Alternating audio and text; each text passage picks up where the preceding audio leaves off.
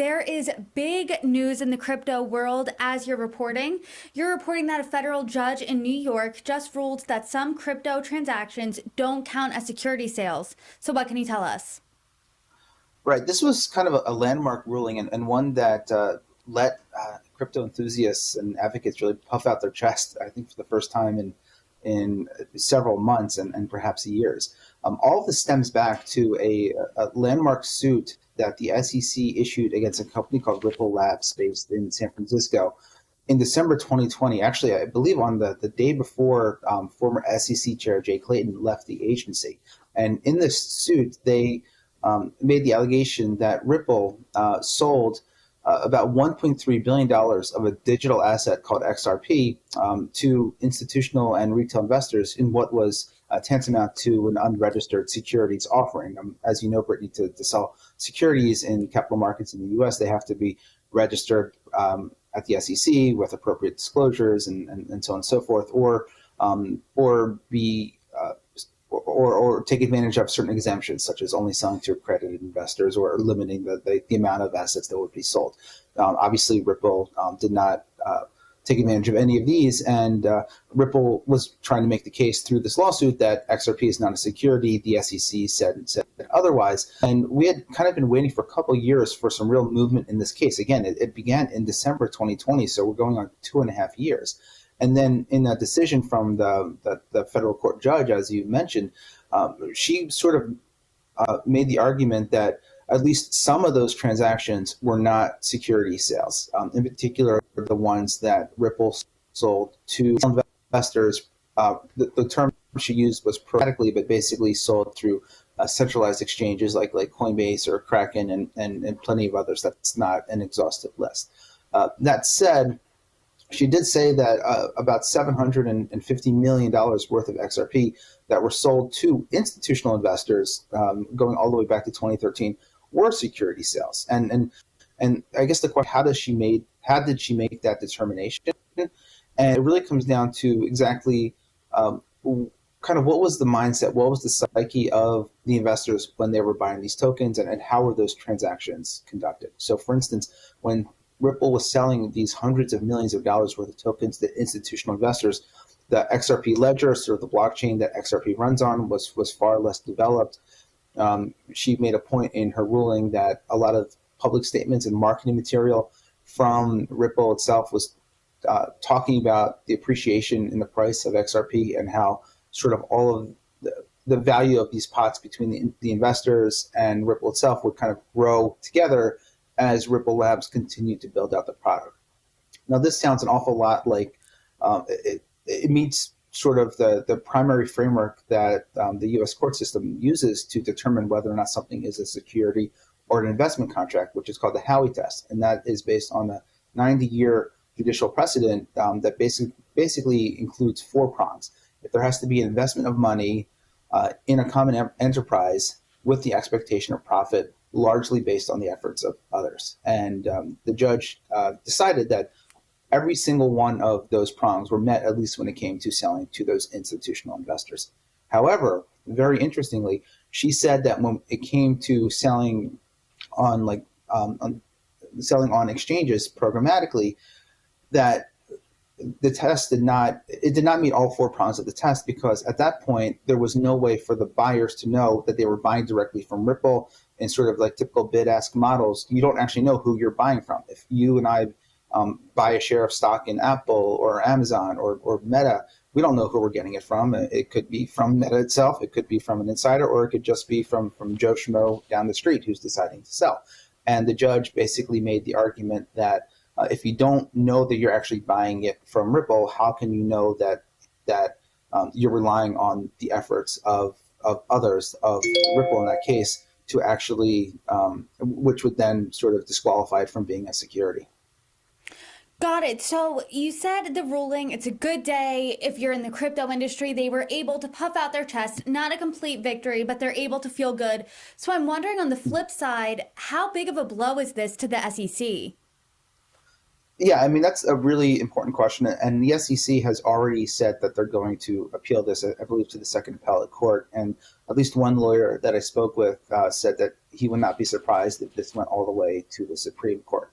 As we've documented time and time again at Forbes, and plenty of other media members have done as well, the SEC is currently engaged in two very major lawsuits against Binance, the world's largest crypto exchange, and Coinbase, the US's largest crypto exchange, where they're basically charging both of those entities with operating as an unregistered securities exchange. And in each of the complaints, they point out numerous tokens that they allege to be securities. And at least in the US, if you're going to sell securities, you have to be registered at the SEC. Now, what was most interesting about the ruling as well, and this is a point I spoke with numerous lawyers because it seemed kind of amazing, and it is a point of, I think, legitimate debate still. The judge seemed to go out of her way to say that XRP was not a security as well. And that means that, and that's really kind of interesting because, like, theoretically, it means that there can be investment contracts, which she ruled with the institutional investors, even if the underlying asset is not a security based on the nature of that contract. But then she also said that XRP itself is not a security. And this obviously can be used. This obviously is very dangerous for some of the SEC's allegations in their complaints against Coinbase and Binance, because now both of those companies, and again, I think one important distinction to be made is that Binance is also being charged with fraud and a lot of other sort of criminal acts, whereas Coinbase is really just being charged with operating as an unregistered exchange. But both of these companies now can take this ruling and they can go to the judges in their cases and say, look, clearly, like, there is room to debate the SEC's allegation that the assets that we are listing here are not securities, or are securities, excuse me. That said, it is important to note that XRP is, I believe it's listed by Binance. It was not, as of yesterday, listed on Coinbase. Coinbase actually took it down in December 2020 when the SEC filed its suit, and then it very loudly, along with other exchanges like Kraken and I believe Gemini, announced that they are going to resume trading in XRP because of this suit. But the SEC's cases against Coinbase and Binance include many assets other than XRP. So it's not necessarily an apples-to-apples comparison, but it certainly does give those exchanges a major arrow in their quiver in their ongoing fights against their suits.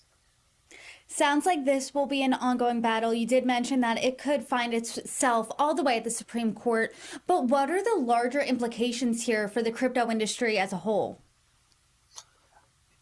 The larger implications are that if this ruling turns out to sort of set precedent, and again, a lawyer that I spoke with is very clear that other judges are not necessarily bound by the precedent set by this judge. They are going to be allowed to come up with their own interpretations, their own laws. But I mean, I think the question you're getting at, Brittany, is if, like, there becomes I guess a sizable amount of case law to suggest that digital assets are not securities, that sort of clears the regulatory runway for exchanges and digital asset token minters and sort of the teams behind them to operate with a lot more clarity. That said, I mean, this is a very, very muddled issue. Appeals, I would imagine, are going to take a couple of years probably to work their way through all of this. And in the meantime, there are some important legislative initiatives going on in Congress to try to help settle all of this, perhaps before these appeals run their course, or even the Coinbase and Binance lawsuits are finalized. I mean, there's a really interesting market structure bill put together by House Republicans in the Ag and Financial Services committees. And then just, I believe it was 2 days ago, two senators, Kirsten Gillibrand from New York and Cynthia Lummis from Wyoming, Lummis is a Republican, Gillibrand is a Democrat, reintroduced what at the time, back in June 2022, was a landmark piece of bipartisan legislation sort of trying to help create a taxonomy for digital assets and sort of delineate responsibilities between the SEC and the Commodities Future Trading Commission, the CFTC. Both of those are kind of now working their ways through committee and markup sessions. And I would imagine at some point there may be an effort to try to combine the two into something that is passable in both chambers of Congress before going to President Biden's desk. So I know it's a lot of moving pieces, but I still think that the legislative process is probably going to get us to a quicker and more durable solution than anything related to the courts. But it certainly caused a lot of excitement in crypto circles yesterday. Let's talk about that excitement. I want to know more about the reactions from people inside crypto circles, and how did the ruling immediately affect the value of cryptocurrencies? Right. So the value of the total crypto market, I think, went up to about $1.3 trillion. But the two assets that I think most folks were interested in are XRP, which had honestly been struggling ever since it was named in the suit back in December 2020. It shot up as high as, I believe, 92% on some exchanges yesterday, before falling back down to about 76% around the time that we wrote the article. And then Coinbase's stock went up about 20%, and that has to do with feelings of bullishness about the likelihood of them winning their case against the SEC, because again, this is a major card for them to play, even if it's not necessarily a trump card. So, and then in general, I mean, I saw just general levels of levity, increased bullishness for some of the other tokens mentioned in the SEC suits, like the Polygons and Near, and I mean, there's dozens of tokens, but I mean, they all got a little bit of a bump just because of the fact that at least one federal judge, in their minds, appears to be on their side. Yeah. Steven, we've talked at length over this being a long court fight. We're going to see an appeal. It might go all the way to the Supreme Court. But what should we watch out for immediately next? So immediately next, a couple things. For one, the SEC, in a statement, said that they were pleased that the court at least acknowledged that some of the transactions were deemed, some of the sales were deemed securities transactions, principally the institutionally focused ones, but that they are going to appeal the ruling, I guess, to the second appellate court. In addition, this does not necessarily mean that the SEC's suit against Ripple is over. This was what was known as a summary judgment, where basically in a trial, there's a lot of evidence and interrogations to try to figure out a fact pattern so that ultimately a judge or a jury will be able to issue a verdict. In this case, this summary judgment was based on essentially the fact pattern about these sales, which neither side really disputed. So it was kind of, the judge was able to sort of accelerate those issues. There still is going to be a trial to settle some additional issues with the whole suit, as well as at some point, once the appeal process runs its course and everything, figuring out if there's going to be any sort of penalties, disgorgement of profits, so on and so forth on behalf of Ripple, because if nothing else, the SEC has a judicial ruling saying that Ripple sold about $750 million of unregistered securities. That's something that I would imagine Ripple may still try to fight. So those are a couple things to look out for next.